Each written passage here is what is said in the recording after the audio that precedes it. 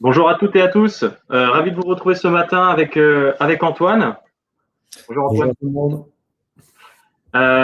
Comme on disait avec Antoine, généralement, bon, par expérience, comme on fait quelques webinars, on sait très bien qu'il y a un peu de gens qui vont mettre 5 minutes à arriver. Donc, ce qu'on vous propose, c'est de vous faire couler un café tranquillement et de démarrer dans 5 minutes à 10h05. Voilà. À très bientôt. À tout de suite.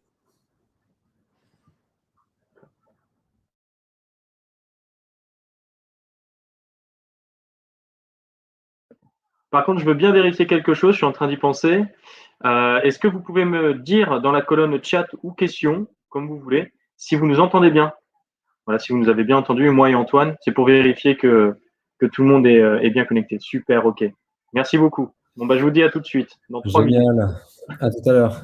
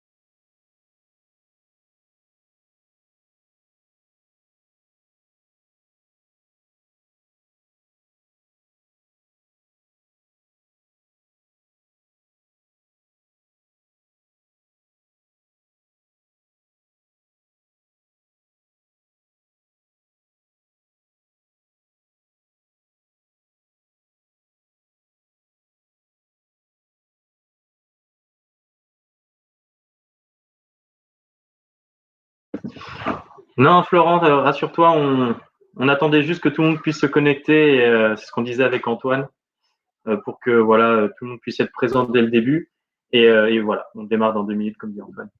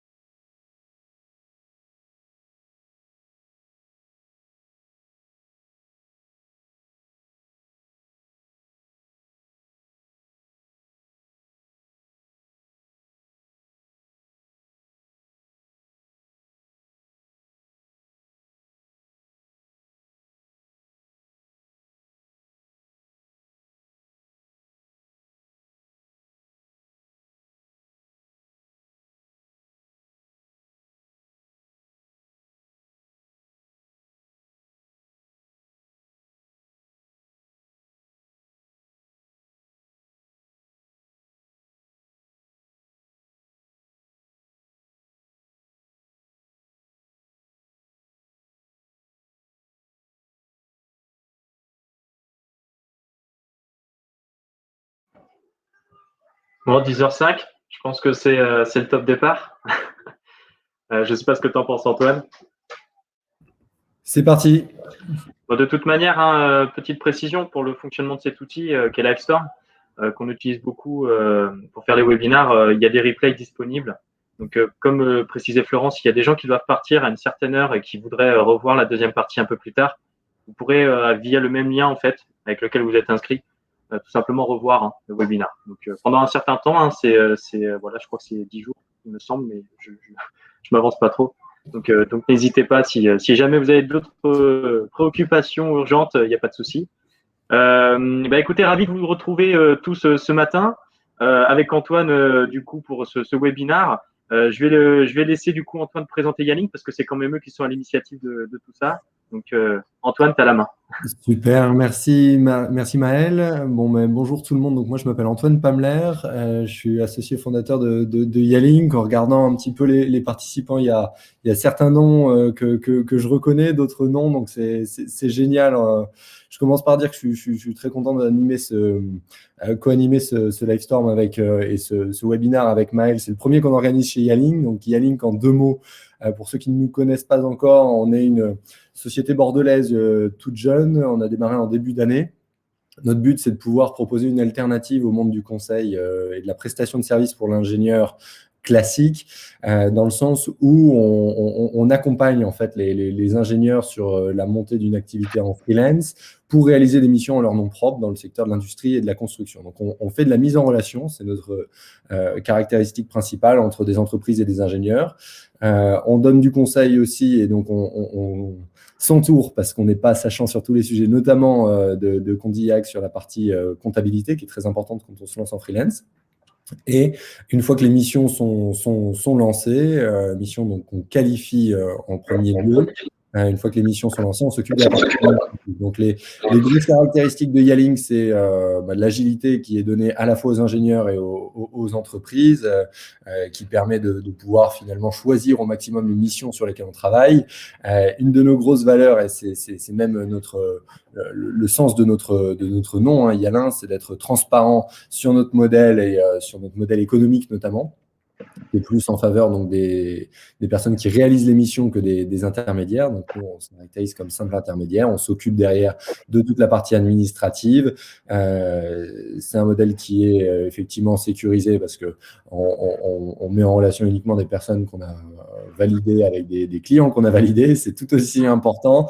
Et enfin, notre gros sujet sur lequel on travaille, c'est la notion de communauté. Je vois que voilà, ça fonctionne un petit peu parce qu'il y a, encore une fois, comme je disais tout à l'heure, des noms dans les participants que je reconnais. Donc, l'idée de pouvoir mettre les gens en relation, c'est très important pour nous parce que quand on est en freelance, on peut parfois avoir ce sentiment de solitude et le but, c'est de pouvoir s'accompagner les uns les autres.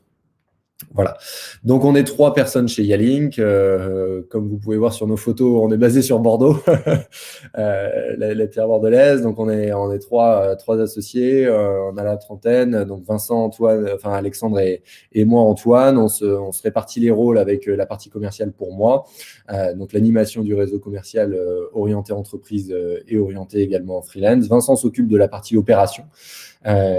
Donc tout ce qui se passe en termes de processus et d'organisation chez nous, et Alexandre qui va arriver sur Bordeaux là, au mois de juin, donc on mettra sa photo à jour à ce moment-là. Lui s'occupe du développement de la plateforme qui permet notamment pour l'instant d'uploader les profils, et qui va se développer sur tout un tas d'autres fonctionnalités, notamment la facturation, etc. Donc voilà, on est très heureux d'avoir lancé cette activité-là. On porte déjà 5 projets aujourd'hui sur la région bordelaise. Un point important, c'est qu'on est très ancré sur le territoire sud-ouest, qui nous est cher à tous les trois. On en est originaire et donc on travaille de La Rochelle, on va dire de Poitiers à Perpignan pour cette couverture territoriale. Voilà, donc le gros sujet qu'on va aborder aujourd'hui, c'est les statuts pour lancer son activité de freelance. C'est un point qui est important, je pense qui mérite de rentrer dans le détail. L'avantage d'être en freelance, et Maël, je te laisse la main juste après, c'est de pouvoir justement avoir le choix dans énormément de choses, le choix de son travail, le choix de ses clients, le choix de sa localisation, le choix de sa rémunération aussi. Mais ça implique, parce qu'on est en France tout de même, d'avoir de bonnes notions administratives et de gestion. Et donc, voilà, on ne peut pas tout savoir. Se faire entourer et être bien entouré, c'est indispensable. Et c'est pour ça que l'idée, c'est de pouvoir diffuser aussi du conseil qui a été agrégé auprès de différents acteurs, notamment Maël de Condillac. Bah, du coup, super transition. Merci beaucoup en tout cas, parce que c'est toujours des initiatives, alors qu'on fait beaucoup, nous, au cabinet et dans le réseau dont on fait partie, qui s'appelle Number, que vous pouvez voir devant vos yeux. Pour me présenter du coup et expliquer les sujets qui vont être abordés aujourd'hui et demain. Alors aujourd'hui, effectivement, on va parler de tout ce qui est statut et Pôle emploi et vous allez voir que c'est mon quotidien, c'est mon métier en fait, hein, au sein du cabinet d'expertise comptable dont je fais partie, Condiac Expertise à Bordeaux, mais qui fait partie d'un grand réseau qui s'appelle Number et dont on est du coup conseiller et expert en création en fait d'entreprises, mais pas que. Hein, on est aussi expert en analyse comparative de statut. Donc quand les gens sont déjà lancés, on leur permet de prendre du recul et de savoir s'ils sont toujours sur le bon régime ou pas. Donc voilà, ça fait partie de nos missions. Condiac fait partie d'un grand réseau Number qui représente alors déjà plus de 3500 créations d'entreprises par an et on est spécialisé dans tout ce qui est prestataire de services, donc le freelancing, dont vous faites partie potentiellement en tant qu'ingénieur, hein, parce que c'est vrai que de plus en plus de personnes se lancent dans ce domaine précis, mais ça recouvre bien sûr de multiples activités, hein, ça va du consulting au digital, l'informatique, marketing, communication, etc. Vous vous en doutez bien. Et on est vraiment expert sur ces sujets. Voilà. La création d'entreprises sur ces sujets, c'est notre domaine. On a déjà plus de 25 000 clients donc, à travers toute la France au sein de notre réseau. Donc ça commence à faire beaucoup, hein, vous imaginez bien. Mais c'est toujours plaisant. Notre force, du coup, c'est du coup le conseil. Donc, je vais vous faire partager ça ce matin dans un format assez condensé. Mais c'est du conseil aussi personnalisé, hein, parce qu'on fait des rendez-vous qui sont personnalisés à chaque cas. Donc, bien entendu, s'il y a des personnes qui souhaitent aller un peu plus loin avec Yalink et même avec nous pour avoir une idée de ce que ça pourrait englober en termes de conseils, je vous préciserai bien sûr ce que l'on fait avec Yalink en partenariat, ce qu'on propose aux personnes que l'on accompagne. Comme ça, vous aurez une idée assez précise. D'accord, mais ça, j'y viendrai plutôt à la fin pour du coup ne pas trop perturber le sujet du jour. Et bien sûr, on travaille de manière assez digitale, donc ça, c'est un peu nouveau en termes de comptabilité. Je passe un peu sur cette partie parce que il faut vraiment que ce soit du coup pertinent à chacun quand ce sera le cas. Voilà, parce qu'il y a beaucoup de statuts et pas forcément besoin d'un comptable pour tous. Je précise juste Maël, un Oui. petit point. Donc, le but, c'est que ça soit interactif. On est deux à être sur scène avec Maël. Donc, on va échanger. Et puis, Maël va mener la présentation à partir de maintenant. Si vous avez la moindre question, le moindre sujet que vous voulez aborder, des points de détail sur lesquels on n'est pas revenu suffisamment ou qui ne sont pas assez clairs, vous avez un onglet chat sur la droite. Alors, Un ouais, onglet même questions même. utiliser, pour que ce soit hyper intéressant sur l'outil, vous pouvez utiliser plutôt la colonne questions. En fait, sur la colonne questions, je pourrais retranscrire la question à tout le monde en direct. Donc, du coup, c'est plutôt sympa. Donc, n'hésitez pas plutôt, si c'est une question, à la mettre dans cette colonne. Et avec Antoine, on ne manquera pas de la mettre directement à la vue de tout le monde pour que tout le monde puisse la voir et qu'on puisse y répondre en direct. Voilà. Tac. Hop. Alors oui, et ça se veut interactif. Donc, s'il y a des choses qui ne sont pas comprises, vous n'hésitez pas à poser des questions. Je vous assure que ça ne me vexera pas. Je travaille avec beaucoup d'organismes publics, donc Pôle emploi pour ne pas les citer, ou l'APEC, et forcément il y a de tout type de profils, et parfois c'est vrai qu'il faut des précisions, hein, c'est normal, il faut répéter, et c'est bien normal. Je vais essayer néanmoins d'être très très clair, vu que voilà c'est le but d'aujourd'hui. Donc le petit sommaire de ce matin, donc on va voir rapidement les options en tant qu'indépendant. Indépendant pourquoi? Parce que même si vous êtes ingénieur, vous faites partie des indépendants, vous allez vous lancer et les options qui s'offrent à vous seront les mêmes que quelqu'un qui va se lancer dans une autre activité. Donc forcément, je vais faire un petit résumé de ce panel. Et ensuite, je vais aller dans le concret, c'est-à-dire comment fonctionne chaque statut et avec le pôle emploi en prime. Et si vraiment on est courageux et on est bon dans le timing, je vous ferai un petit peu de mise en situation. Mais ça, peut-être que je me permettrai de l'éluder parce que voilà, j'aimerais que vous compreniez vraiment ce qu'on va dire ce matin et non pas vous embrouiller plus qu'autre chose. Sachez que le support, ça ne nous dérangera pas, je pense, avec Antoine, de vous le fournir. Mais bien entendu, s'il y a besoin de faire des points personnalisés, il n'y a aucun souci. Ça, je le répéterai à la fin. Il n'y aura aucun souci pour qu'on le fasse. Alors, les catégories d'entreprise. Donc, généralement, quand on se lance dans une activité en tant qu'indépendant, donc vous en tant qu'ingénieur, en freelance, vous avez une multitude de possibilités qui s'offrent à vous. On peut les résumer en deux grandes catégories. D'un côté, des entreprises individuelles et de l'autre côté, la catégorie des sociétés. Parmi ces deux grandes catégories, on va dissocier des sous-catégories et ce sont ceux-là, hein, les vrais statuts sur lesquels vous allez devoir choisir et opter pour la meilleure solution pour vous. On peut les résumer du coup en entreprise individuelle sous trois formats. La micro-entreprise qui va être un des choix prépondérants pour beaucoup d'entre vous selon vos attentes. Le deuxième choix, l'entreprise individuelle classique, qu'on appelle aussi assez vulgairement profession libérale. Une troisième possibilité, mais celle-là, on va l'éluder parce qu'elle est très marginale. J'y reviendrai si vraiment il y a des questions dessus, bien entendu, qui s'appelle l'EIRL. De l'autre côté, on va retrouver les sociétés. Alors, les sociétés, en fait, majoritairement, il y en a de multiples formes. Je ne peux pas dire le contraire, je suis juriste de formation. Mais on peut les résumer dans votre cas en deux catégories bien distinctes. D'un côté, les EURL ou SARL si vous souhaitez vous associer à plusieurs. En fait, la différence se joue là.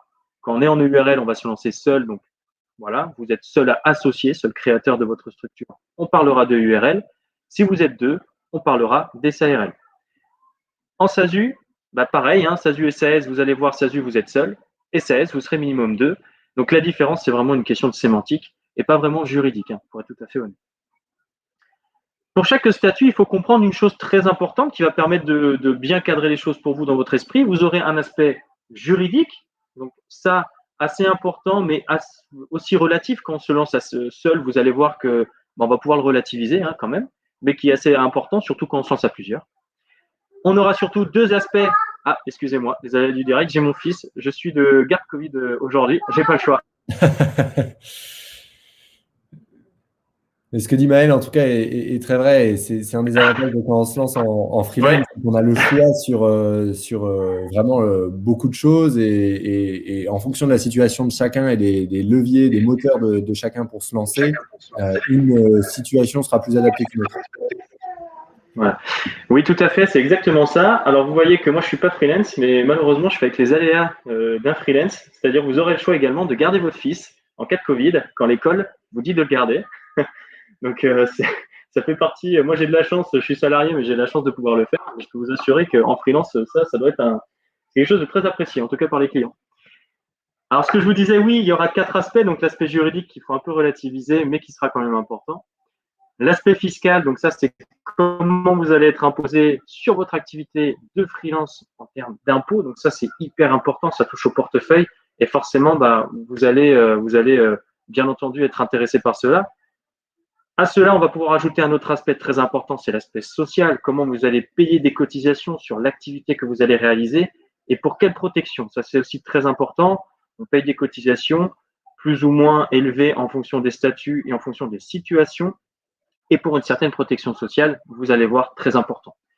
Le dernier aspect, alors celui-ci a relativisé fortement, mais voilà, ça va pas être un levier de décision pour vous sur votre statut, mais il faudra quand même s'y intéresser, en tout cas en fonction des profils. C'est l'aspect TVA. Donc ces quatre aspects, on les retrouve dans chaque statut. D'accord? Ça va être quelque chose sur lequel vous pouvez vous intéresser, qui va être lié à votre statut. On va retenir aujourd'hui quand même deux statuts prépondérants pour chaque chose qu'on va étudier, donc micro-entreprise, société, etc. C'est l'aspect fiscal et l'aspect social.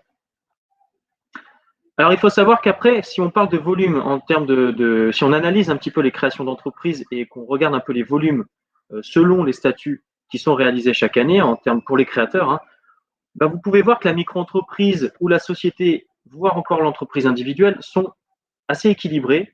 Alors, l'entreprise individuelle classique, qui est profession libérale, pour ceux que ça met plus à l'aise que si je l'appelle comme ça, c'est le moins utilisé. Il est très utilisé par les professionnels médicaux, un peu à tort, parce qu'on l'URSSAF les met directement sous ce régime. Et il faut savoir que celui-ci, vous allez comprendre pourquoi, n'est pas vraiment retenu par les créateurs. Il est plutôt mis de côté. Généralement, ils préfèrent s'orienter soit vers une micro-entreprise, soit vers une société. Voilà. On va rentrer directement dans le vif du sujet et s'attaquer au premier statut, très intéressant. Alors, je fais un long focus dessus parce qu'il est très important. Il vous permettra de comprendre vraiment comment ça marche, parce que c'est généralement le statut auquel on pense très facilement, mais il faut quand même comprendre comment il fonctionne pour savoir s'il vous convient, si ça répond à vos attentes et à vos perspectives. Alors, cette micro-entreprise, déjà, qu'est-ce que c'est? Écoutez, la micro-entreprise, elle a été créée pour répondre à deux problématiques majeures. Il faut savoir qu'elle a été créée il y a très peu. Elle a été créée en 2009, donc c'est assez récent. Elle a été créée pour répondre à deux problématiques majeures. La première, c'était de pouvoir du coup répondre aux personnes qui avaient une petite activité à côté de leur activité salariée, mais qui n'avaient pas vraiment de statut adéquat pour déclarer cette activité. Imaginez, voilà, vous faites une prestation, ça arrive surtout dans le BTP, vous faites une petite journée en BTP supplémentaire le samedi, vous avez récolté 300 € la journée, vous êtes très content. La problématique, c'est comment on les déclare. Soit on les déclare pas et c'est du travail au noir. Vous pensez bien que l'administration française, c'est pas ce qu'elle aurait privilégié avant 2009. ou alors on fait une autre structure, société ou entreprise individuelle classique. Et forcément, ces structures ne sont pas forcément adaptées. Pour quelqu'un qui fait juste 300 € par-ci par-là dans l'année, pour une journée, c'est pas très adapté. Donc, pour répondre à cette problématique, la micro-entreprise a été créée comme quelque chose de très simple à gérer et à créer et à fermer pour permettre à ces personnes de déclarer leur activité accessoire. Elle a été aussi créée pour répondre à une problématique alors un petit peu plus marginale, mais qui revient de plus en plus maintenant. C'est voilà, j'ai une idée, je veux la tester, vraiment, mais j'ai une idée, mais je ne sais pas du tout où je vais. Je veux la tester. Dans ce cas-là, ce statut est vrai qu'il est assez adéquat parce que mine de rien, on va pouvoir créer très facilement une structure, tester pendant 3 semaines son idée. Si ça ne marche pas, merci, au revoir. On arrête tout et on passe à autre chose. Donc, la micro-entreprise a été créée pour répondre à ces deux problématiques majeures. De ce fait, du coup, son fonctionnement est très simple. Une création gratuite, une gestion très simple, sans comptable, sans cabinet pour vous, pour vous suivre, vous n'en avez pas besoin, vous pouvez le faire vous-même. Ça se résume à 2 choses à faire au quotidien en termes de gestion. Déclarer son chiffre d'affaires auprès de l'URSSAF mensuellement ou trimestriellement. Je vous conseille plutôt du mensuel. Et réaliser vos factures clients. Donc ça, c'est assez simple. Et ça, c'est inhérent à tout entrepreneur. Faire ses factures clients, c'est nécessaire. Donc ça, pas de souci. Bien entendu, si jamais ça ne marche pas ou que vous souhaitez passer à autre chose, vous pourrez la fermer tout aussi simplement et gratuitement. Donc c'est vrai que ce statut est très adéquat et répond aux 2 cas d'espèce que je vous ai précités. Après, comment il marche concrètement en termes de fiscalité et aussi de charges sociales? Parce que c'est pour ça qu'il a été créé, c'était pour répondre à une certaine simplicité dans cette gestion-là et dans leur calcul pour les personnes qui se lancent. Alors, il faut savoir déjà que la micro-entreprise, vous en avez sans doute entendu parler si vous avez fait un peu de recherche, vous qui m'écoutez, elle a un seuil légal au-dessus duquel il ne sera plus possible de recourir à la micro-entreprise. Pour un prestataire de service qui serait votre cas en tant qu'ingénieur, ce plafond légal est de 72 600 €, ce qui laisse quand même une très large, on va dire, possibilité quand même de se lancer. On peut aller jusqu'à ces 72 600, mais attention, je mets un gros bémol parce que les gens ne le savent pas, mais ces 72 600 € ne sont pas un seuil d'optimisation fiscale et sociale, ce n'est qu'un seuil légal. C'est-à-dire que ce n'est pas parce que vous êtes, en termes de chiffre d'affaires, en dessous de ce seuil que vous allez forcément optimiser, d'accord? En termes de fiscalité et de charges sociales. Il faut absolument toujours faire appel à un conseiller comme moi-même ou autre, peu importe, mais il faut toujours faire appel à un conseiller qui fera des simulations. Nous, c'est ce qu'on fait en rendez-vous conseil gratuitement. On fait un rendez-vous, on fait une simulation pour présenter et un peu donner de la visibilité à ces personnes pour qu'elles sachent à peu près à quel seuil de chiffre d'affaires il est plus intéressant de basculer ou en tout cas de se poser la question, est-ce que je dois basculer sous un autre statut? Par expérience, pour en faire énormément, je vous avoue que généralement, on est sur un seuil de chiffre d'affaires, alors ça dépend des cas, mais dès que vous arrivez entre 45 000 et 60 000 €, ça dépend vraiment de vos situations fiscales personnelles et vos expériences antérieures. Considérez que si vous pensez faire ce chiffre d'affaires, il vaut mieux directement passer sur une structure en société dès le départ. Ça vous permettra d'optimiser beaucoup mieux. Mais voilà. En tout cas, gardez cette idée en tête. C'est un gros bémol, c'est quelque chose que je précise tout le temps parce qu'on pense vraiment à tort que généralement c'est optimisant. Pas du tout. Je peux vous donner des milliers d'exemples. J'en ai même repris un d'ailleurs dans mes mises en situation à la fin de ce webinaire. Également, deuxième alerte, et ça c'est le seul moment où vous m'entendrez parler de TVA, à part si vous me posez des questions plus tard. Pensez que si jamais vous dépassez un seuil de chiffre d'affaires de 34 400 €, vous devez ajouter de la TVA sur vos factures. Alors, retenez juste cette alerte. Si je sais que je vais dépasser 34 400 € de chiffre d'affaires dans l'année, j'appelle un comptable. Voilà, vous m'appelez, vous appelez quelqu'un, vous appelez Antoine qui saura vous rediriger vers nous, un interlocuteur qui saura du coup vous conseiller pour anticiper ce passage à la TVA. Voilà. Et Maël, ce seuil de chiffre d'affaires, ça englobe également les frais de déplacement s'il y en a, par exemple, tous les frais professionnels. Je pense que c'est aussi un point important dans le cas où on est freelance et qu'on veut se déplacer beaucoup, potentiellement sur des semaines où on va être chez un client hors de chez soi. Si vous avez 1 000 € de frais de déplacement tous les mois, ça baisse d'autant le seuil de chiffre d'affaires vraiment rémunération dont vous pourrez bénéficier, et il faut l'avoir en tête en tout cas. Alors, en fait, c'est vrai que sur ces frais, il faut faire très attention.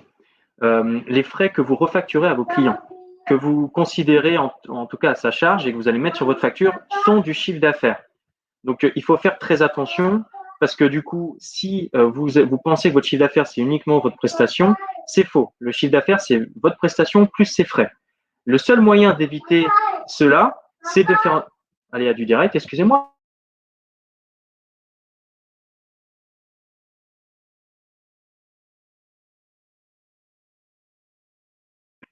Je suis vraiment désolé.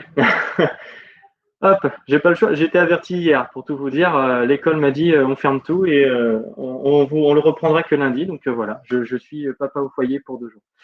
Je reviens sur mon sujet. Il faut faire très attention sur les frais. Les frais que vous refacturez à vos clients sont considérés comme du chiffre d'affaires. La seule chose qui pourrait empêcher cela, ce serait que vous ait donné un mandat, que votre client vous ait donné un mandat contractuel pour qu'il fasse des factures de frais au nom et pour son compte. C'est-à-dire que les factures que vous allez faire seront au nom et pour le compte de votre client, et dans ce cas, ce sera lui qui les prendra en charge. Et effectivement, dans ce cas-là, ça ne vient pas dans votre chiffre d'affaires. Cette situation-là est très, très, très, très rare en pratique. Généralement, vous êtes plutôt sur une logique de refacturation sur votre facture, de refacturation de frais. Voilà, vous êtes déplacé pour 500 € en tout et pour tout. Vous le mettez sur la facture, votre client vous paye. Bah, écoutez, c'est votre chiffre d'affaires. Voilà. Donc faites très attention à ça parce que les refacturations de frais que vous allez faire vont concourir au montant de chiffre d'affaires que vous allez du coup réaliser sur l'année. Voilà. C'était très bien de le préciser parce que c'est quelque chose qui est très très fréquent, comme dit Antoine, et il faut faire très attention. Ensuite, alors, partons dans le vif du sujet au niveau fiscal. On va regarder la fiscalité et après l'aspect social, donc comment on paye des cotisations. Sur l'aspect fiscal, il faut comprendre que, et social, en micro-entreprise, tout est calculé à partir du chiffre d'affaires. Ce sera votre point de départ, en tout cas de l'administration, pour calculer votre chiffre d'affaires. Donc, toutes les charges, notamment celles qu'on vient d'évoquer avec Antoine sur les frais de déplacement, toutes les charges que vous aurez pour votre activité ne seront pas prises en compte pour calculer votre impôt. D'accord? L'administration les mettra totalement de côté et ne vont se fier, en fait, que à votre chiffre d'affaires pour déterminer votre impôt.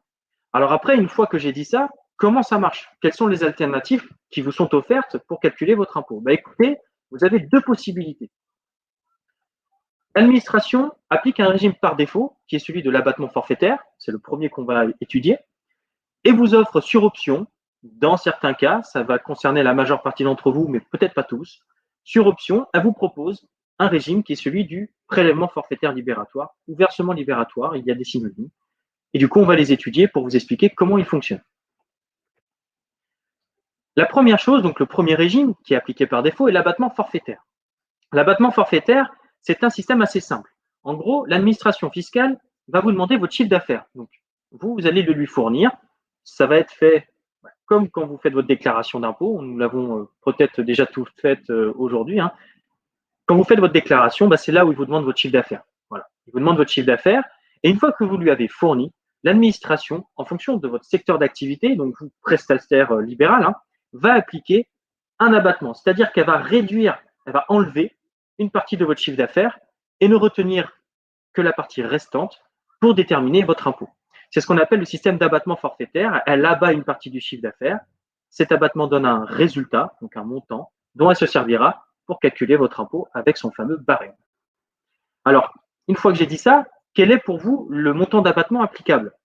Eh bien, vous avez tous les abattements possibles dans le tableau sous vos yeux.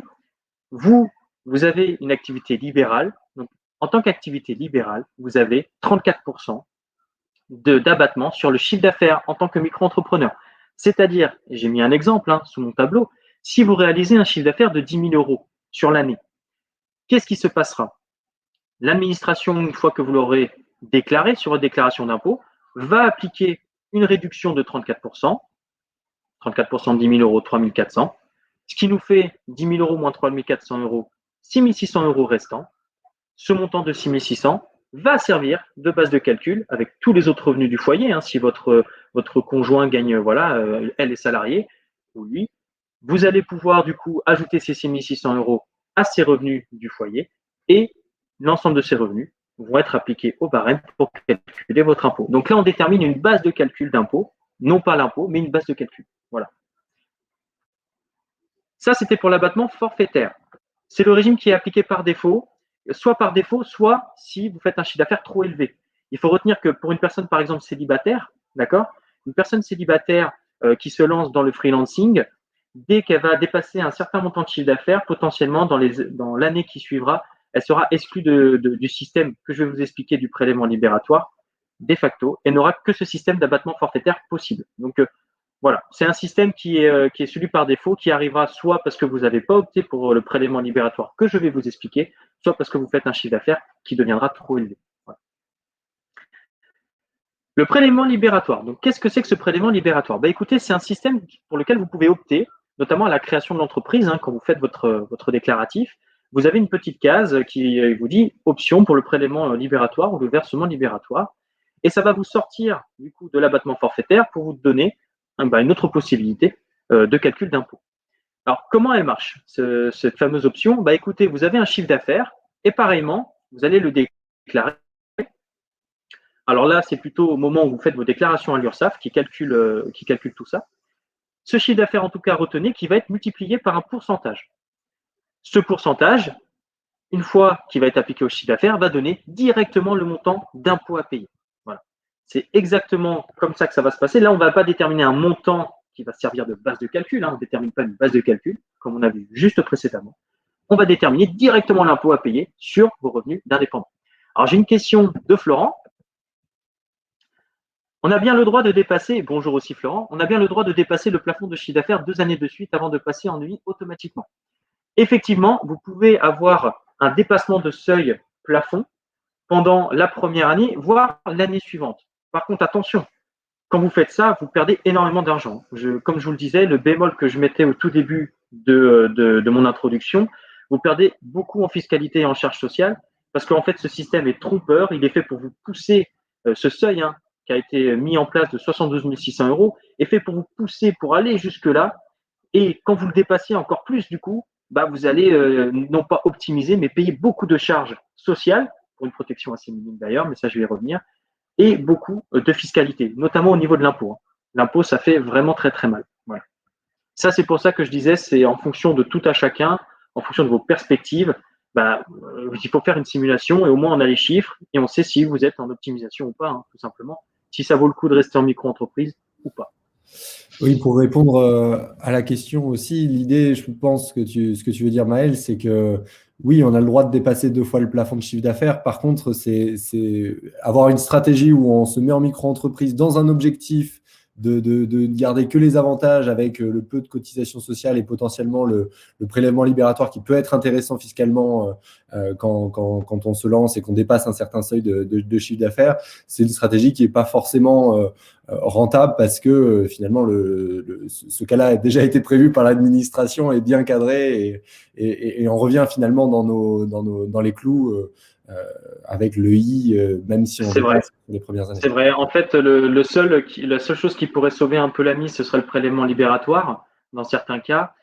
J'ai mis une situation que j'ai eue il y a quelques temps, que j'ai tout le temps, mais c'est celle-là qui m'avait, que je trouvais très évocatrice, et je l'ai mise à la fin de mon support. Quelqu'un qui faisait 60 000 euros de chiffre d'affaires, en passant en société, faisait une économie de 5 000 euros. Donc, c'est vrai que ça peut aller très vite. Le prélèvement libératoire peut être intéressant parfois et on peut rester un peu près dans une optimisation selon les cas qui est bien. Mais pour ça, il faut faire des simulations. En toute honnêteté, ça dépend tellement de la situation fiscale des personnes que forcément, il faut faire une simulation. Une fois que c'est fait, hop, voilà, c'est fait. On sait où on va. On sait aussi à peu près dans quel process on s'inscrit. Par exemple, je reste en micro jusque-là, j'optimise bien et je passerai plus tard en société. À ce moment-là, j'aurais bien optimisé jusque-là et là, je passe en société. Donc, tout à fait. C'est tout à fait ça. Ça permet d'établir une stratégie, en tout cas. Alors, quel est le montant du prélèvement libératoire? Écoutez, c'est très simple. Vous avez du coup un pourcentage qui est de 2,2%. Voilà, avec plaisir, Florent. Vous avez un pourcentage qui est de 2,2%, c'est-à-dire que sur votre chiffre d'affaires, retenez que dans le cas de précédent, dans mon exemple des 10 000 euros, il y aurait eu 220 euros qui auraient été payés par cette personne au titre de son impôt sur cette micro-entreprise. Alors, vous l'avez peut-être un peu compris derrière mes explications. L'abattement forfaitaire, on détermine une base de calcul qui ne va pas forcément générer de l'impôt, puisque ça dépend de vos situations personnelles. Le prélèvement libératoire, dès que vous faites 1 euro de chiffre d'affaires, il y aura de l'impôt à payer. Dans ce cadre-là, comment faire le choix entre les deux? Écoutez, il suffit de déterminer est-ce que vous êtes imposable à l'heure actuelle. Si c'est le cas, moi je vous encourage à prendre le versement libératoire. Il sera optimisant dans 99% des cas. Si jamais vous n'êtes pas imposable, vous avez pas mal d'enfants, vous avez une situation qui vous permet de ne pas payer d'impôt, optez plutôt au départ pour l'abattement forfaitaire, donc restez sous le régime de base. Vous opterez peut-être plus tard au prélèvement libératoire si vous êtes éligible. Alors, le petit attention, justement, sur ce prélèvement libératoire, c'est qu'il y a un seuil pour lequel, si vous êtes en dessous, vous pouvez opter, mais si vous le dépassez, vous ne pourrez malheureusement pas opter, ou en tout cas rester sous ce régime-là. Alors déjà, ce seuil, c'est un seuil qui correspond à quoi? C'est un seuil non pas de chiffre d'affaires, mais ce qu'on appelle de revenu fiscal de référence. C'est-à-dire qu'en fonction de votre situation fiscale, des revenus que vous avez déclarés dans vos années antérieures, vous aurez du coup un seuil plafond qui va s'appliquer. Et du coup, bien entendu, il faudra vérifier si vous êtes au-dessus de ce seuil ou pas. Donc, pour les gens qui sont concernés, j'ai mis quelques exemples. Par exemple, ça dépend de votre situation personnelle, si vous êtes marié, si vous avez des enfants. Pour une personne célibataire, on est aux alentours de 27 500 euros. Une personne mariée ou pacsée, aux alentours de 55 000. Si vous avez des enfants, ça augmente, etc. etc. Voilà. Donc voilà pour l'aspect fiscal. Donc c'est un gros morceau en micro-entreprise, mais il est très important parce que vous pouvez avoir des variabilités entre, du coup, l'aspect impôt à l'abattement forfaitaire et prélèvement libératoire qui sont énormes, qui sont vraiment énormes. On peut aller jusqu'à moi j'ai vu des cas, ça passait de 3 000 euros d'économie à parfois 7 000 – 8 000 euros d'économie. Donc c'est vraiment énorme. Ça dépend les cas. Notamment le cas des 8 000 euros, c'était quelqu'un dont parlait Florent, quelqu'un qui avait pensé optimiser en dépassant les seuils de la micro-entreprise et qui s'est retrouvé très surpris. Quand on ne connaît pas, c'est normal, hein, on essaie de voir le mieux un peu partout, mais quand on met des chiffres, je vous rassure, c'est beaucoup plus cohérent, donc n'hésitez pas à solliciter des simulations. Alors, ça c'était sur l'aspect fiscal, j'espère que c'était assez clair pour vous. Je vous rassure, on passe sur l'aspect social et celui-ci, il est beaucoup plus simple parce qu'il n'y a qu'une manière de calculer. Cette manière de calculer, écoutez, c'est comme le versement libératoire, on applique un pourcentage. Voilà. On applique un pourcentage au chiffre d'affaires. Le montant obtenu, c'est le montant des cotisations sociales à payer. Dans votre cas précis, le montant des cotisations à régler sur le chiffre d'affaires correspond à 22% de celui-ci, c'est-à-dire que 10 000 euros de chiffre d'affaires réalisé fois 22%, 2 200 euros du coup de cotisations sociales à payer. Donc relativement, c'est assez, on va dire assez peu comparé à un salarié qui serait dans une boîte, hein, ça je l'accorde. Attention par contre à quelque chose. En micro-entreprise, on est sur une base de calcul très élevée. C'est votre chiffre d'affaires. Donc forcément, on a un taux qui serait plus minime que si on prend une autre base de calcul. Vous allez comprendre pourquoi avec les autres statuts. Ces 22% appliqués au chiffre d'affaires correspondent au paiement d'une protection sociale très minime également. Pourquoi? Parce que la micro-entreprise est un statut, ça correspond à mon introduction que je vous ai dit, normalement de transition. C'est-à-dire que soit c'est un statut qui est cumulé avec une autre activité salariée, et dans ce cas-là, vous payez des cotisations un peu dans le vent, mais au moins, elles sont plus minimisées et c'est cohérent. D'accord? Voilà, vous êtes protégé sur votre statut salarié, vous payez certes des cotisations sur la micro-entreprise, mais c'est pas trop grave. Voilà, ça reste cohérent, vous avez une bonne protection sur l'aspect salariat, et ça, c'est pas trop grave. Par contre, forcément, si c'est votre activité principale, n'attendez pas de la protection sociale en micro-entreprise quelque chose d'incroyable, ce ne sera pas le cas. Il faudra, quoi qu'il arrive, essayer de la renforcer autrement, avec des complémentaires, certes qui ne sont pas possibles de déduire, qui seront une charge en plus pour vous, mais au moins qui vous apporteront une certaine, on va dire, comment vous dire ça, une certaine sécurité, voilà, par rapport à la protection sociale, notamment aussi par rapport à la retraite. Alors là, malheureusement, c'est un sujet très tendu puisque tout le monde est concerné, hein, c'est pas que les personnes en indépendant, mais malheureusement sur la retraite, vous aurez beau faire autant de chiffre d'affaires que vous voulez pendant des années, vous resterez plafonné à 600 euros. Donc voilà, c'est vraiment pas optimisant sur l'aspect protection sociale, mais ça va en cohérence avec pourquoi elle a été créée cette micro-entreprise, à savoir un statut de transition. Alors il faut savoir que quand vous vous lancez en micro-entreprise, vous avez une possibilité, et ça c'est pour tous les statuts d'ailleurs, hein, mais on va en parler en micro-entreprise, qui est de solliciter ce qu'on appelle l'ACRE. Alors l'ACRE, c'est pas du tout quelque chose qui vient de Pôle emploi, hein. C'est quelque chose qui vient du coup de l'URSSAF, que vous devez solliciter en tant que micro-entrepreneur auprès de l'URSSAF et qui vous permettra d'avoir une réduction pendant un an de ce taux de cotisation sociale. Cette réduction, elle est présente dans tous les statuts, je vous rassure, mais en micro-entreprise, elle impose un formalisme particulier, c'est-à-dire une demande faite par formulaire au moment de la création de l'entreprise.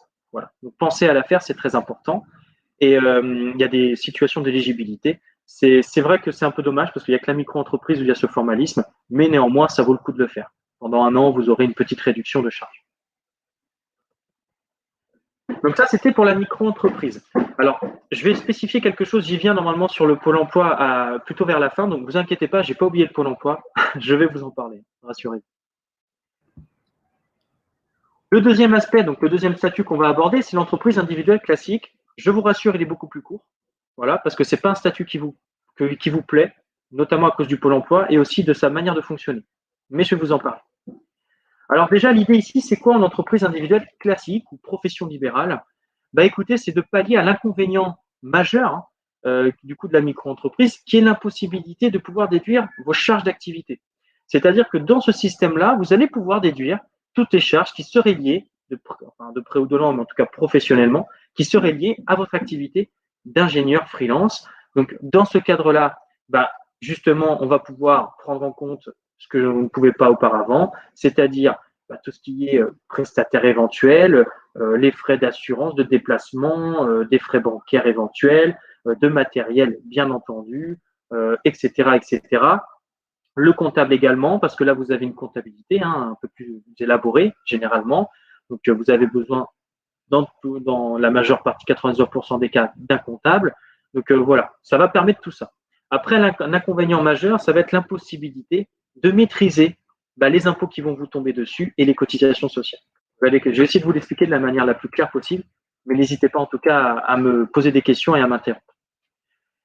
Dans ce cadre-là, comment ça se passe? Écoutez, on va prendre votre chiffre d'affaires, on va déduire toutes les charges liées à votre activité, dont font partie bien sûr les cotisations sociales. C'est vrai que j'ai omis celui-ci, mais généralement c'est la principale, hein, que ce soit en micro-entreprise ou tous les autres statuts, c'est généralement la principale.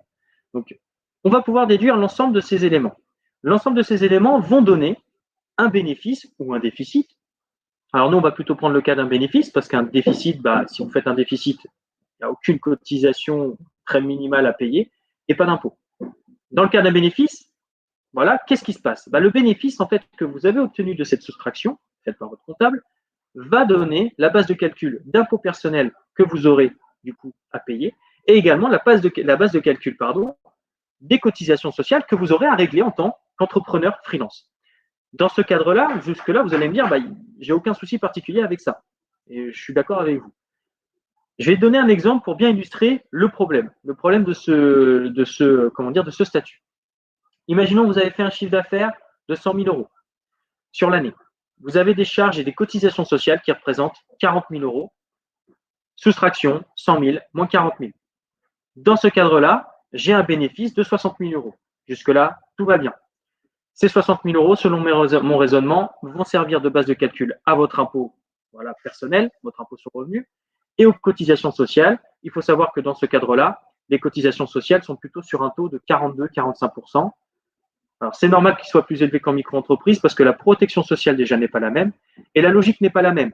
En micro-entreprise, on est sur une base de calcul très élevée avec un taux plus réduit. Alors que là, on est dans une situation inverse où on réduit la base de calcul avec des charges, donc un taux un peu plus élevé. Donc voilà, l'idée c'est de savoir après quel équilibre fait que je tombe plutôt sur un statut où il faut déduire mes charges ou rester en micro-entreprise. L'idée des simulations dont je vous parle. Je reprends mon exemple, donc 60 000 euros de bénéfices. Ce sera ce que va prendre en compte l'administration fiscale et l'administration sociale. Néanmoins, imaginez-vous et projetez-vous. Imaginez sur le compte, notamment parce que vous avez du Pôle emploi, notamment, vous avez en aucun cas pris 60 000 euros. Et je peux vous dire, dans 100% des cas, c'est ce qui se passe. C'est-à-dire que vous n'avez pas du tout pris 60 000, vous êtes quelqu'un de mesuré et bon gestionnaire, comme tout le monde, on va laisser de l'argent sur le compte de l'entreprise et vous vous êtes fait un virement uniquement, entre guillemets, de, 40 000 euros de rémunération. L'administration ne prendra en aucun cas en compte cette rémunération réelle de 40 000 euros. Elle prendra, quoi qu'il arrive, juste le montant de bénéfice, c'est-à-dire la soustraction abstraite, du chiffre d'affaires et de ses charges. C'est pour ça que c'est très agaçant d'être dans ce système-là, parce que, imaginons que vous avez du Pôle emploi, avec les aides Pôle emploi, on va y revenir, vous pouvez percevoir votre Pôle emploi pendant toute la durée du Pôle emploi qui vous est octroyé, sans décaisser un centime du coût de la société. Vous faites un bénéfice de 60 000 euros, malheureusement, du coup, vous serez imposé en cotisation et en impôt dessus, même si vous n'avez rien fait. Donc, c'est très, très agaçant. Et du coup, excusez-moi, il y a mon fils.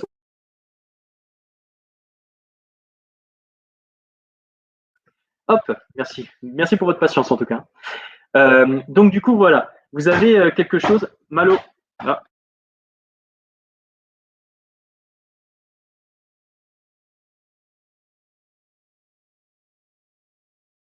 Voilà, excusez-moi. Donc voilà, c'est très. Merci Florent, merci beaucoup. Donc c'est très important de faire ce distinguo-là et de faire attention du coup, parce que ce système-là, vous allez voir pour le Pôle emploi, c'est très compliqué et encore plus du coup avec la gestion fiscale.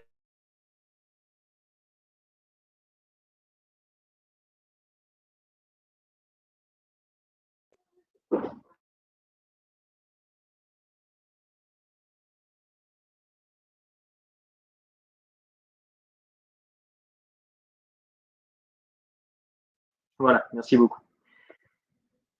Donc voilà, c'est vrai que c'est très compliqué sur ce système-là. Encore plus avec le Pôle emploi dont je vais vous parler à la fin. C'est une horreur avec Pôle emploi et vous allez comprendre pourquoi. Alors, une fois qu'on a expliqué cette entreprise individuelle, je vous avais promis c'était plus court, on va passer sur les sociétés. Les sociétés, c'est quelque chose de beaucoup plus structuré. C'est comment dire le statut, enfin en tout cas EURL ou SASU, c'est le statut généralement qui est en balance avec la micro-entreprise. Pour être tout à fait honnête, on va dire que c'est du grand 50-50. Hein. Généralement, si on fait le point en micro, en société, en fonction de vos motivations et de vos perspectives, c'est vrai que c'est le statut qui est en balance. C'est bien normal. Il applique quelque chose d'un peu plus soutenu en termes d'engagement, on va dire ça comme ça, mais en aucun cas de plus difficile à gérer. Hein, je vous rassure, hein, c'est pas l'administratif qui est vraiment démotivant dans ce cadre-là. C'est plutôt est-ce qu'on optimise vraiment en fait dans ce système-là ou pas. Voilà. Et il y a un coût financier, bien entendu. Vous allez voir, je vais être très transparent avec vous, qui peut être généré, bien sûr, parce qu'une micro-entreprise, c'est beaucoup plus simple qu'une société où là il y a une comptabilité. Donc voilà, cette différence fondamentale de la comptabilité fait la différence financière. Hein, on est bien d'accord.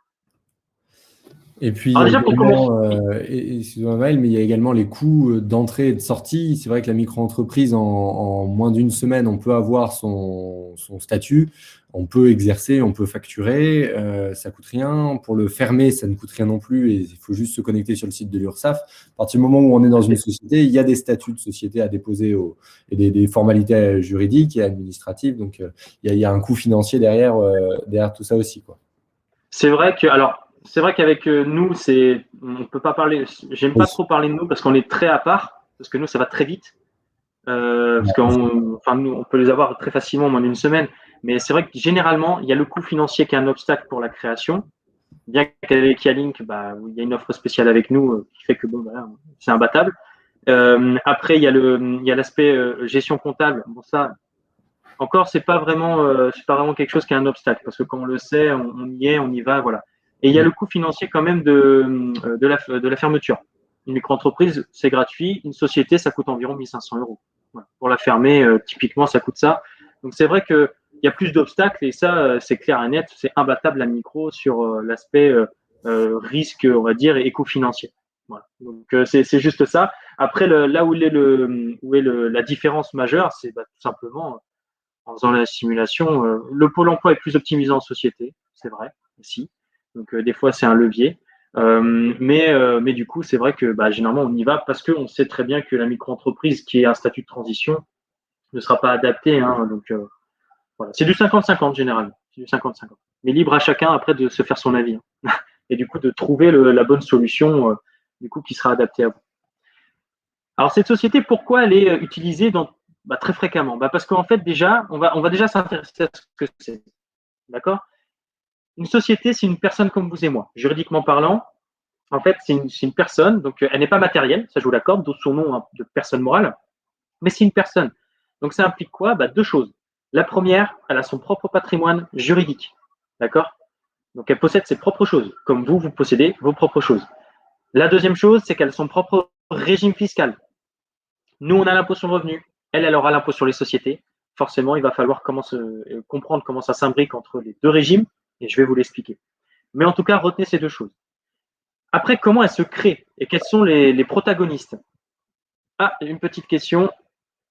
Tac, de Pierre. Dans le cas d'un ingénieur en télétravail, les charges sont très légères, pas de matériel, pas de déplacement. Est-ce quand même possible d'optimiser en société par rapport à un abattement forfaitaire en micro-entreprise? Oui, tout à fait. Mais comme je le disais, ça dépend des simulations. Donc après, il faut prendre les choses, les mettre dans des cases, chiffre d'affaires, charges éventuelles qui sont à côté, les petits tips fiscaux qu'on peut optimiser en termes de frais, etc. Et voir si c'est intéressant, tout simplement. Donc voilà, et ça, bien sûr, je vous en parlerai après, mais je serais ravi de le faire avec vous, bien entendu. Et généralement, d'ailleurs, Pierre, la majorité des ingénieurs sont très souvent sur place. Ça peut arriver qu'on se déplace, voilà, pour voir les clients, etc. Mais majoritairement, voilà, votre bureau, c'est chez vous. Donc, tout à fait d'accord avec ça. C'est la majorité des cas. Donc, oui, la société, quels sont ses protagonistes? Vous allez retrouver les premiers, c'est les plus naturels, c'est les associés ou actionnaires, c'est-à-dire les créateurs de la structure. Ça, ce sont les personnes qui vont créer la personne, ça va être les parents, si on doit faire l'analogie. Cette personne, une fois créée, elle n'est pas matérielle, la société ne peut pas se représenter elle-même, elle ne peut pas parler, donc on va nommer, les associés vont nommer également un dirigeant ou des dirigeants. Généralement, qui c'est que vous nommez? Vous-même. Donc vous avez une double casquette, à la fois associé, donc créateur de la structure, à la fois dirigeant, c'est-à-dire la personne qui va gérer l'activité pour le compte de la société. Voilà. Et ça, c'est très important parce que vous allez voir que dans ce cadre-là, ça implique une différence majeure en fiscalité qui est la rémunération du dirigeant. On va le voir juste après. Alors, au niveau du juridique, c'est vrai que la différence juridique entre une société et une entreprise individuelle, elle se fait sur la responsabilité. En entreprise individuelle, donc micro-entreprise ou entreprise individuelle classique, on est sur un patrimoine privé et professionnel qui est totalement confondu. C'est-à-dire que si jamais il y a une carence sur l'activité professionnelle, potentiellement, si vous devez de l'argent à des personnes, ces personnes pourraient se servir sur votre patrimoine privé. En tant qu'ingénieur freelance, vous n'aurez pas vraiment de personnes à qui devoir de l'argent, à part les impôts et l'administration sociale, l'URSSAF. Je pense que généralement, ça arrange pour les payer. Donc, pas trop de soucis quand même, il faut nuancer cette problématique-là. En société, là par contre, on dissocie bien votre patrimoine privé en tant qu'associé, qui vous est propre, et le patrimoine professionnel, qui appartient lui à la société. Dans ce cadre-là, si jamais la société est défaillante, voilà, s'il y a des carences sur le paiement de ses dettes, c'est elle qui est responsable. Okay, et c'est elle, du coup, qui devra tout simplement payer ses dettes. Vous ne pourrez pas être attaqué et on ne pourra pas se servir sur votre patrimoine privé. Donc, il y a vraiment une imperméabilité qui se fait entre les deux patrimoines et qui vous protège. Voilà. Donc ça, c'était sur l'aspect juridique. Très nuançable dans votre cas. Maintenant, comment ça se passe au niveau fiscal? C'est surtout ça qui est intéressant, parce que c'est là où on va permettre un peu plus de structuration. Dans le cadre de l'impôt sur les sociétés, on va partir d'un chiffre d'affaires et on va pouvoir déduire les charges qui sont liées à l'activité, donc à l'instar de l'entreprise individuelle classique. Donc, toutes les charges déductibles potentiellement seront passées et déduites de ce chiffre d'affaires, mais il y a une charge prépondérante qui va faire la différence entre une société et une entreprise individuelle, c'est votre rémunération en tant que dirigeant. Si je reprends mon exemple de tout à l'heure, je vous ai dit, vous avez un montant de rémunération qui n'est pas du tout pris en compte au final. C'est ce qu'on va prendre en compte, en tout cas ce que l'administration va prendre en compte, c'est une simple soustraction assez abstraite de la réalité. Là, dans ce cadre-là, c'est le contraire. On va vraiment se fier au virement que vous allez faire du compte de la société à votre compte personnel pour vous rémunérer. Sachez que cette rémunération prévue, c'est vous qui la décidez de manière totalement libre. Il n'y a aucune contrainte administrative, en tout cas qui vous contraindrait à prendre une rémunération qui serait identique chaque mois ou quoi que ce soit. C'est vous qui décidez. Donc, dans ce cadre-là, on va vraiment se fier à votre volonté et à la rémunération que vous allez vous prendre en tant que dirigeant. Et cette rémunération, c'est très important parce qu'elle va conditionner le montant de vos cotisations sociales. Et ça, on va voir qu'en fonction de l'EURL ou la SASU, ça va être différent. Et également de votre impôt sur le revenu. Voilà. Donc, dans ce cadre-là, on va mieux structurer parce qu'on va maîtriser notre rémunération et donc du coup, on va mieux structurer nos impôts personnels et nos cotisations. Une fois qu'on a fait cette soustraction du chiffre d'affaires de l'ensemble de ces éléments, il y a aussi la question de l'impôt sur les sociétés. Eh bien, écoutez, cette soustraction faite va donner un résultat de la société, un résultat fiscal, qui va servir de base de calcul à l'impôt sur les sociétés. Alors, majoritairement, à l'impôt sur les sociétés, vous pouvez retenir 15%. D'accord? Par moyen mémotechnique, ce n'est pas 33, ça n'existe plus d'ailleurs le taux de 33 ou ce genre de choses. Retenez 15%, c'est beaucoup plus simple. La majeure partie des petites sociétés sont à un taux de 15% d'impôt sur les sociétés. Voilà, donc vous pouvez retenir ça. Donc la société paye ses 15% s'il reste un résultat fiscal positif, hein, si c'est zéro, il n'y a rien à payer. Et le reliquat, une fois l'impôt sur les sociétés payé, constitue un bénéfice net. Et là, ce bénéfice net, bah, vous aurez un choix à faire, soit laisser dans la société pour les prendre plus tard. Voilà, donc il n'y a pas de fiscalité qui sera du coup générée par le fait de laisser dans la société ces réserves. Hein. Voilà, juridiquement parlant, c'est comme ça qu'on les appelle, des réserves. Ou alors de prendre une partie ou totalement ce bénéfice restant en dividende. Généralement, quand on fait cela, c'est parce qu'on souhaite optimiser, en fait, parce qu'on paye moins d'impôts sur les dividendes dans certains cas, etc. Et du coup, bah, là, c'est là qu'on conseille les clients ou les cabinets normalement sont censés le faire. Du coup, c'est-à-dire la bonne proportion entre rémunération et dividendes pour bien optimiser. Sur ces dividendes, bien entendu, il y aura de la fiscalité qui sera très particulière au niveau de l'impôt sur le revenu et des cotisations sociales qui seront aussi très particulières, qui ne seront pas forcément les mêmes que vous aurez sur la rémunération de dirigeants que vous prendrez au quotidien. Sachez que ce régime s'applique pour toutes les sociétés françaises. Il y a parfois des exceptions dans certains cas, mais les sociétés commerciales, à 98%, sont sur ce régime-là, même les SA, hein, Total, etc., Orange. Alors, je vous l'ai vulgarisé, bien entendu, parce qu'il y a des petites particularités pour ces grosses boîtes, mais je vous rassure, c'est comme ça que ça marche. Ce qui va faire vraiment la différence entre une EURL et une SASU notamment, ça va être le régime social et du coup les cotisations sociales qu'il y aura sur notre rémunération de dirigeant et éventuellement sur les dividendes. Alors, une fois que j'ai exposé ce régime qui est global, hein, je vous rassure à tous, c'est bientôt fini. Serrez les dents, vous allez voir. Pour ceux qui ont le plus de mal, on va y arriver. Une fois qu'on a parlé du coup de ce régime fiscal, il faut savoir quelles sont les différences entre l'EURL et la SASU, ou la SARL et SAS, si vous souhaitez vous associer. Et il faut savoir que c'est souvent le régime social. Dans 90% des cas, vous avez en EURL un régime social qui lui est propre et bien différent du régime de la SASU. En EURL, vous êtes ce qu'on appelle à la sécurité sociale des indépendants, c'est-à-dire le régime social qui est identique à celui de l'entreprise individuelle classique. C'est également celui qui est mis en place en micro-entreprise, mais pas de manière intégrale en micro-entreprise. C'est pour ça que sa protection sociale est plus légère. Voilà. Donc là, ici, on est sur une protection sociale beaucoup plus complète. Voilà. De l'autre côté, en SASU, on est sur ce qu'on appelle un statut d'assimilé salarié. Et en ce sens, vous êtes à la sécurité sociale générale. D'accord? Alors, dans aucun cas, vous ne cotisez bien sûr au chômage, hein, n'importe quel statut. Je préfère le préciser. Vous ne cotisez pas au chômage. Mais quelle est du coup la différence de protection entre les deux?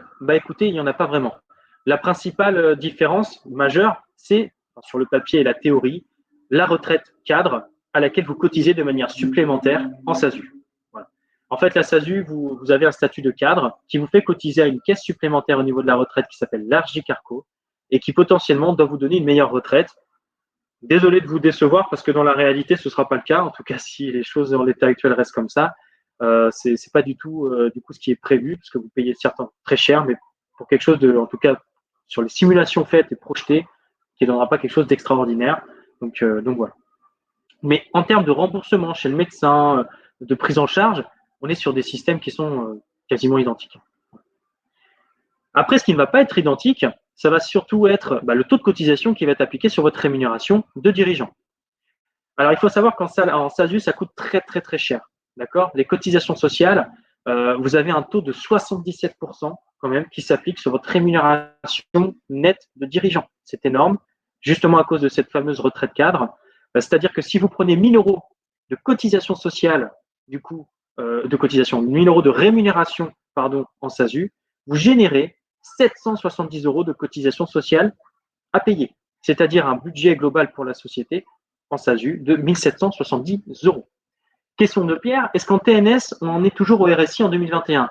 Alors, ça s'appelle plus RSI, c'est SSI, mais quand vous êtes en micro-entreprise, alors micro-entreprise sur le format minimal, hein, comme je l'ai expliqué, entreprise individuelle classique, SARL, URL, vous êtes au SSI, toujours. Vous, par contre, sur le règlement des cotisations, la perception des cotisations, les caisses qui payent les prestations, vous êtes sur celle du régime général, c'est-à-dire c'est la CPAM qui va gérer, l'URSSAF, etc. Mais sur la protection sociale, il y a toujours cet aspect SSI. Voilà. C'est celui qui est la majorité des indépendants en France. Il est, comment dire, pour être tout à fait honnête, c'était sur le système des cotisations où, quand on remonte il y a 3-4 ans, voire même un peu plus, où il était très, très préjudiciable. Maintenant, c'est plus le cas. Je vous avoue, ils ont changé tout ça. Donc, c'est beaucoup plus visible et beaucoup plus simple. Ça, c'est clair et net. D'ailleurs, son taux, du coup, parce que vous êtes indépendant et que c'est une protection à part, est beaucoup plus faible. Et beaucoup plus faible parce que nécessite moins de cotisations à payer pour pouvoir fonctionner. Et du coup, vous êtes sur un taux de cotisation qui n'est pas de 77, mais plutôt de 45. Voilà, 45%. Donc, 1000 euros de rémunération nette prise, 450 euros de cotisation générée. Voire si vous avez une rémunération qui est forte et qui dépasse un certain montant, vous passerez à 30%. Ce système-là, c'est pas pour rien que le URL ou la SARL est la société la plus créée en France pour les indépendants. C'est parce qu'en fait, elle favorise les grosses rémunérations. Sur la protection sociale, comme je vous disais, peu de différence, mais surtout sur la retraite. Qu'est-ce qu'on fait pour pallier à ça? Écoutez, il y a des complémentaires qui sont dédiés aux personnes en URL et SARL qui sont très efficaces, qu'on appelle des contrats Madelin, et qui permettent de très très bien compléter la protection sociale des indépendants et qui sont en plus des charges déductibles.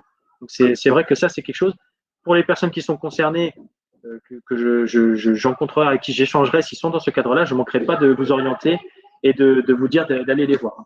Donc voilà, d'aller voir un conseiller en protection sociale qui vous sera vraiment bénéfique et qui vous permettra, en fonction de vos antériorités de retraite, de votre parcours, de vos besoins, vous permettra de vous aider à trouver de très bons contrats et de faire une protection sociale qui est très très efficace et une anticipation de la retraite très efficace aussi.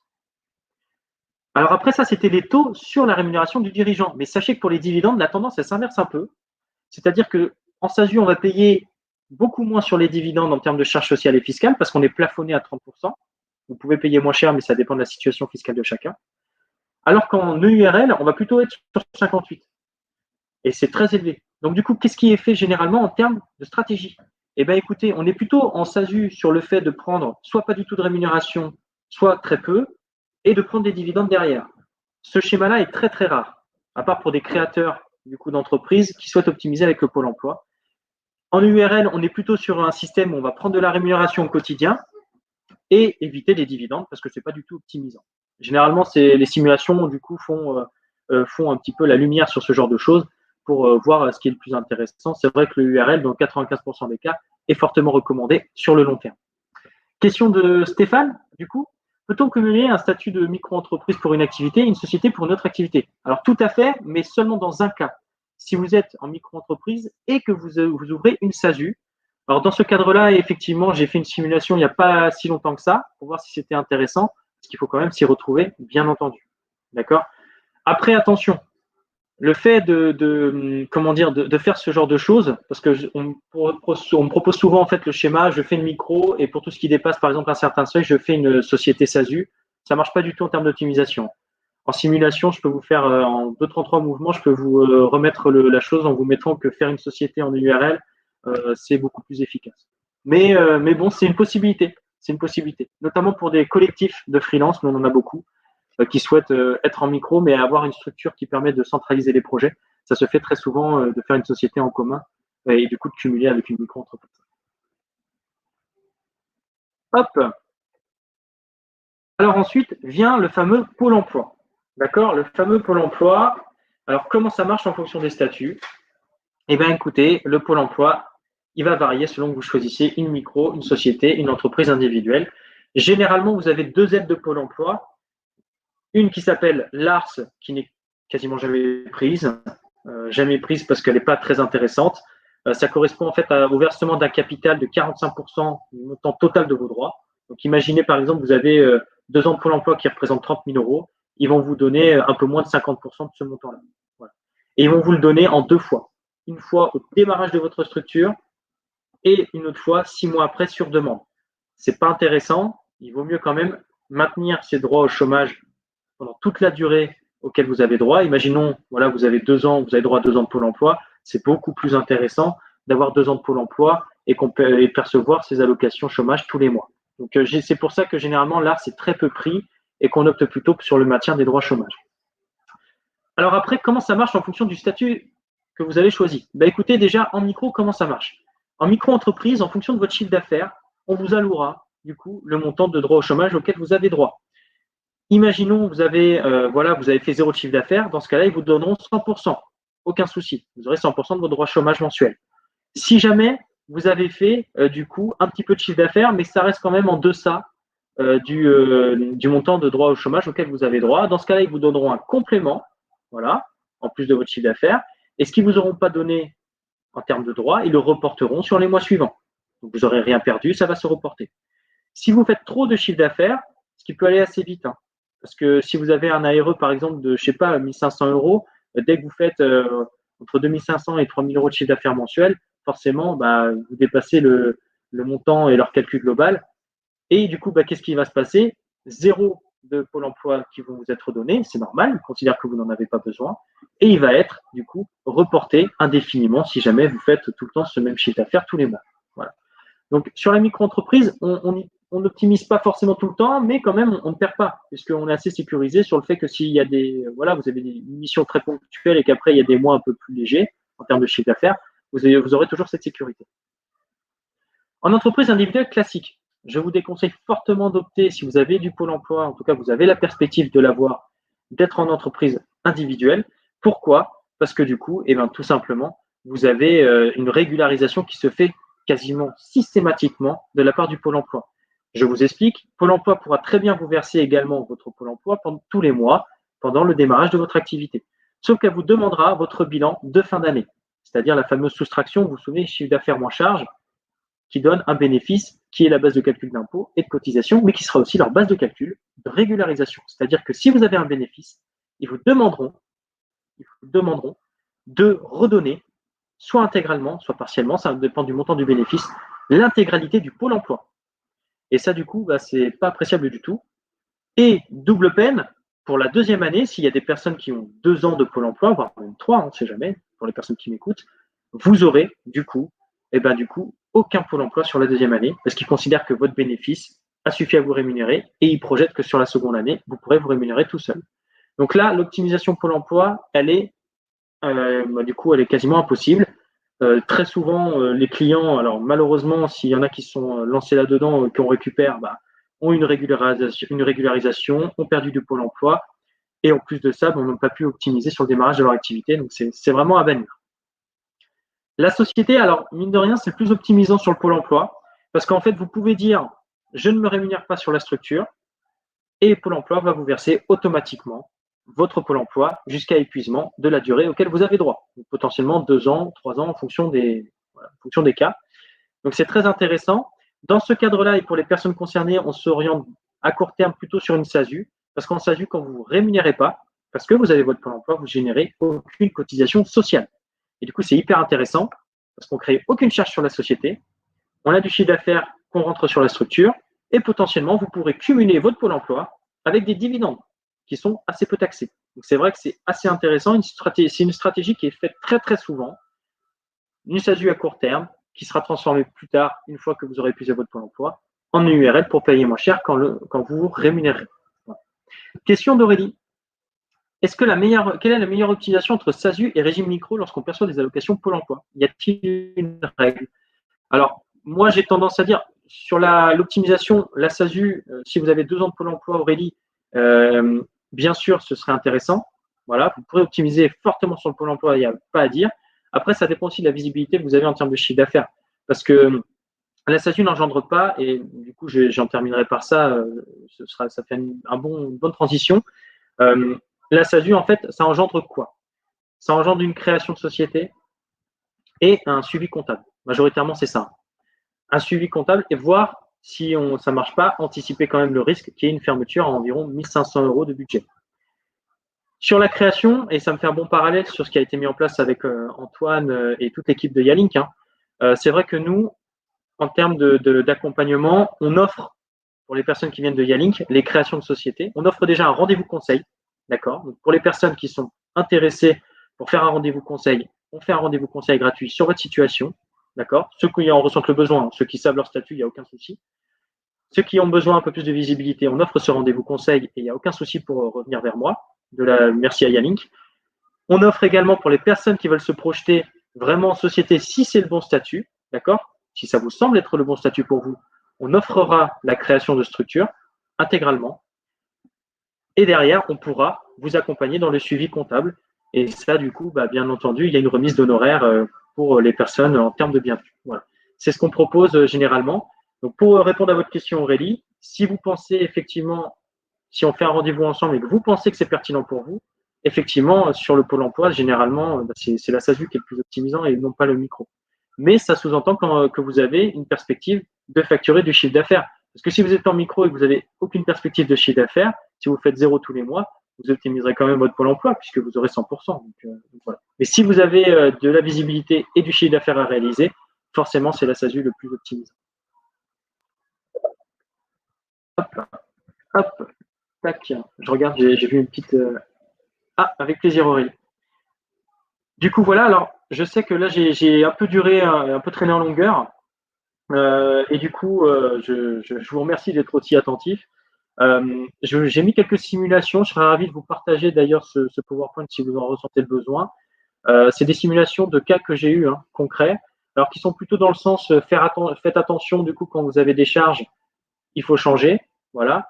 Mais bien sûr, chaque cas est très spécifique. Donc, dans le cas que vous avez devant les yeux, c'est par exemple quelqu'un qui faisait 60 000 euros de chiffre d'affaires, donc qui était en micro-entreprise, qui avait quelques charges quand même parce qu'il avait 20 000 euros de charges potentiellement déductibles, hors cotisation sociale, et il posait la question est-ce qu'il devait changer et passer en entreprise individuelle. Et du coup, quand dans mon petit tableau, vous verrez, j'ai fait le point sur les charges sociales et la fiscalité qu'il payait, il y avait quand même une économie de 5 000 euros. Donc, c'est pas anodin. Il aurait pu avoir moins de charges et que ce soit encore viable. Donc, faites très attention quand même à ces légendes urbaines sur le fait qu'en micro-entreprise, c'est facile. En micro-entreprise, c'est facile, mais par contre, c'est pas forcément optimisant.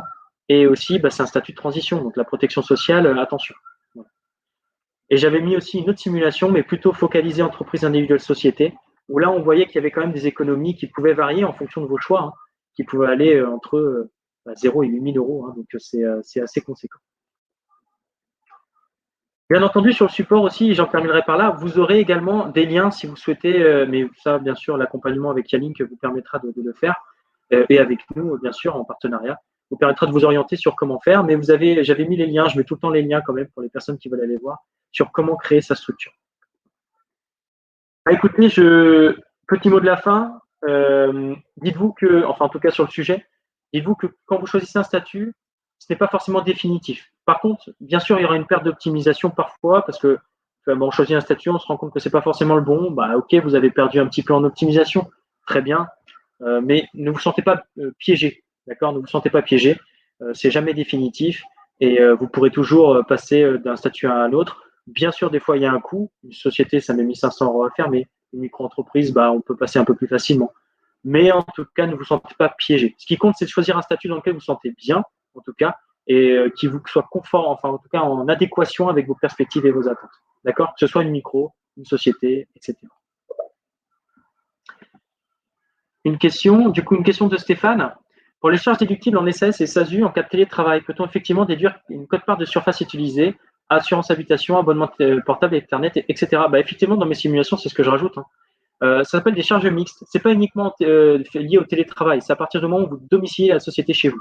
Voilà. À partir de ce moment-là, vous pouvez passer ce genre de choses. Il y a une quote-part, c'est un calcul que je fais avec chacun parce que c'est à chaque fois différent selon la personne. Et ça vous permet du coup de passer des charges supplémentaires et qui vous sont remboursables. C'est-à-dire qu'on considère que ces charges, comme c'est vous qui les payez à titre personnel, la société non seulement les déduit de son chiffre d'affaires en charge, donc économie d'impôt, mais également doit vous les rembourser. Et ce remboursement est net de fiscalité et de charges sociales. Voilà, ce qu'on appelle les charges mixtes. Hop, tac. Je jongle entre le chat et le. Avec plaisir. Est-ce qu'il y aurait d'autres questions éventuelles? Peut-être. En tout cas, s'il n'y en a pas là, il pourrait y en avoir d'autres après. Mais est-ce que tu voulais rajouter quelque chose également aussi, Antoine? Mais c'est vrai que c'est assez complet. Après, dans tous les cas, ça dépend des situations des uns et des autres. Nous, donc, Yalink, on a creusé certains sujets, mais dans tous les cas, on conseille de s'adresser à des professionnels. L'administration, le juridique, c'est des choses qui évoluent. Le plafond de la micro-entreprise, par exemple, a doublé il y a 2 ans de ça. Donc, c'est des choses qui évoluent. la situation de chacun est particulière. Je pense même aux personnes qui voudraient se lancer en freelance dans un premier temps et qui souhaiteraient embaucher derrière ou rajouter des associés. Donc, toutes ces choses-là sont tout à fait possibles. En tout cas, merci, merci Maël. Pour le coup, c'était clair. J'ai appris aussi des choses par rapport aux différents sujets qu'on avait creusés avec Vincent. J'ai appris aussi des choses. J'encourage aussi les gens qui se posent des questions à avoir vraiment un petit coup de fil avec Maël. Le premier rendez-vous de conseil qui est 100% gratuit, qu'on a eu. Moi, je peux témoigner personnellement, Yaling, on a eu des discussions qui nous ont amenés à orienter des choix sur les statuts notamment. On a aussi dirigé des personnes type, je pense à Maxime Vinceau qui a démarré une mission avec nous, qu'on a dirigé vers Maël parce qu'on avait fait des premières simulations nous côté Yalink avec des simulateurs, etc. On s'est rendu compte que, heureusement, cette simulation était la bonne, mais il y a on était parti sur une micro-entreprise pour la personne en question. À quelque chose près, l'entreprise unipersonnelle pouvait être plus adaptée. Et ça, c'était les simulations plus fines de Maël qui ont mis ça en lumière. Et tout simplement, le rendez-vous de conseil, c'est un rendez-vous qui apporte beaucoup, qui met la lumière sur beaucoup de points de questionnement et qui n'amène pas… La réponse n'est pas toujours « prenez un comptable ». Ah non, pas du tout. Avec Max qui a appelé Maël, et ce qui en ressortait, c'était tu peux te mettre en micro-entreprise, ça sera le plus adapté, et franchement, tu n'as pas besoin de comptable parce qu'il faut juste tenir un livre des recettes et des charges, et tant qu'il n'y a pas de TVA, tu es largement autonome et ça t'économisera. Donc ce rendez-vous est c'est assez intéressant pour les choses. Donc voilà, et effectivement, il y a un partenariat entre Yalink et Condillac qui permet d'avoir un certain nombre d'avantages sur le démarrage, en tout cas, d'une activité, et qui sont toujours bons à prendre parce que… c'est vrai que en fait, c'est un obstacle assez fréquent, tout ce qui est création d'entreprise, etc. Nous, la philosophie, elle est assez simple. On est spécialisé dans un domaine, c'est les prestataires. On sait très bien qu'un statut, c'est très important. Donc, il faut déjà choisir le bon. Donc, nous, on propose de vous aider à le faire. Maxime, c'était le cas un peu parfait pour l'illustrer parce que lui, il aurait très bien pu partir en société, mais il se sentait plus à l'aise de partir en micro. Et moi, quand j'ai fait les analyses, au moins, je lui ai conforté que c'était assez intéressant de le faire au départ. Donc, n'imaginez pas. Alors, je sais que les comptables, c'est un peu historiquement, voilà. Nous, on est plus là. Moi, mon métier, c'est le conseil. Effectivement, le cas échéant, ça peut donner sur un travail ensemble si vous le souhaitez. Il n'y a même pas, d'engagement. Mais en tout cas, si on sent qu'on fait du bon conseil, on est déjà content. En tout cas, c'est comme ça qu'on va avec nos collègues. Et puis voilà, c'est des bonnes synergies à faire. Donc, si vous avez besoin, je vous enverrai un mail avec la présentation. Je vois que Mohamed me la demande. Comme j'ai vos mails suite à l'inscription, je vous enverrai ça avec un petit mail avec plaisir. Et puis, pour les personnes qui seraient intéressées, je mettrai un lien Calendly. En fait, c'est pour prendre un rendez-vous directement dans mon agenda. Et si vous en avez envie, n'hésitez pas à me solliciter. Ce sera avec plaisir que je ferai un petit point avec vous et que je vous aiderai à y voir plus clair si vous avez besoin d'être conforté suite à ce webinaire sur votre statut. Voilà. Merci à tous. Merci beaucoup, Antoine, du coup. Avec plaisir. Rendez-vous demain avec Vincent sur le calcul du taux journalier moyen. Ce sera peut-être un peu moins dense. Donc voilà, mais tout aussi intéressant en tout cas. C'est une question que vous avez souvent. Donc voilà. C'est clair. Merci Maël, et à une prochaine alors. Bye. À une prochaine. Avec plaisir. Ciao, bye. Ah, il y a Carole qui serait… Bon, je vous laisse en tout cas échanger les uns avec les autres. Oui, il n'y a aucun souci. Comme je disais, je vous fournis un lien. Vous pourrez prendre rendez-vous directement ou me répondre en mail. Voilà. Il n'y a pas de souci. Vous aurez tous mes coordonnées. Voilà. Très bonne journée à vous. À bientôt. Au revoir. Au revoir.